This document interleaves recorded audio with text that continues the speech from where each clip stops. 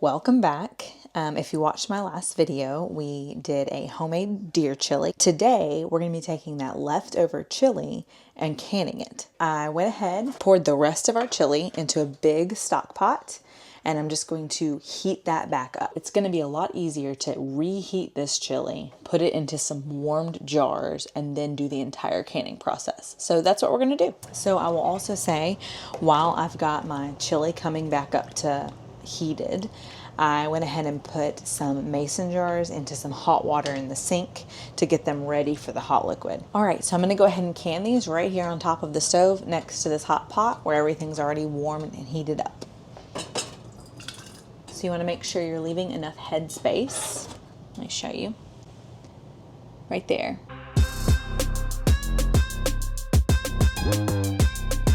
Okay, next up, you're gonna go ahead and wipe your rims. You're going to place your clean and sanitized top.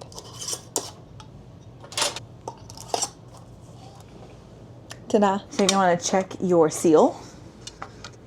Make sure it doesn't have anything on it like food from the last time you did it. Make sure it's clean and in the places it needs to be. I'm going to go ahead and put some water into the bottom. Okay, now we're gonna set our jars in the bottom. Remember, everything's already warm, so that's okay. Now, if you had just put water in here that was cold and you were gonna put these hot jars in there, you have a risk of it breaking.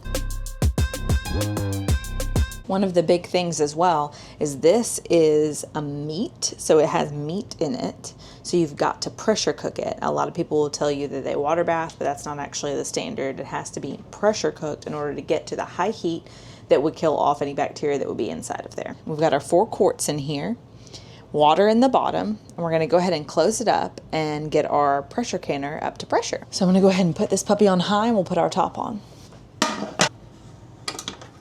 It's locked into place. So now we just wait till it comes up to pressure. Okay, so we've had a steady stream of steam coming out for 10 minutes now. So now we're going to adjust this to the pressure that we need. So meats get canned at 10 pounds per pressure, depending on where 10 pounds of pressure, depending on where you live. So on my canner, that means level 2. We're just going to move this to level 2. Once it gets to 2, you want to adjust your heat on the stove to maintain at 2 for the amount of time that you're supposed to can that meat. So for this, because they're in quarts, it's going to be 90 minutes. So we're going to keep an eyeball on it. Once we get up to 2, you'll see that steam will start to release from here. That's when you know to turn the pressure down just a little bit or the heat down just a little bit to maintain it. And you'll just leave it there. You don't start the clock until you get to that number, and then you have 90 minutes. Okay guys, this is what we're talking about. So we are at 2. We have a steady stream of pressure. That means that we are gonna go ahead and turn this down just a little bit because we want to keep it at 2. We don't necessarily have to have the steam coming out. That's just the extra coming off. So we want to keep our eye on it, and we're going to start our timer for 90 minutes from now. So it's been 90 minutes. We have maintained our pressure at 2, which is 10 pounds of pressure. And so at this point, what we're going to do is just turn the heat off on the stove and let that pressure slowly ease out of the entire container. Okay, so we're gonna go ahead and do our pressure release right here and let the rest of the pressure out.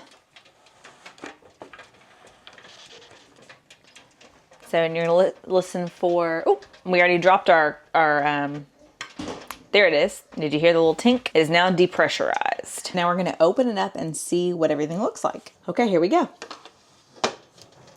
It's gonna be hot. Looks awesome. Okay, last step is to take them out of the canner and set them on the counter where they can cool under a towel. This is what we use to grab our cans with because they're very hot.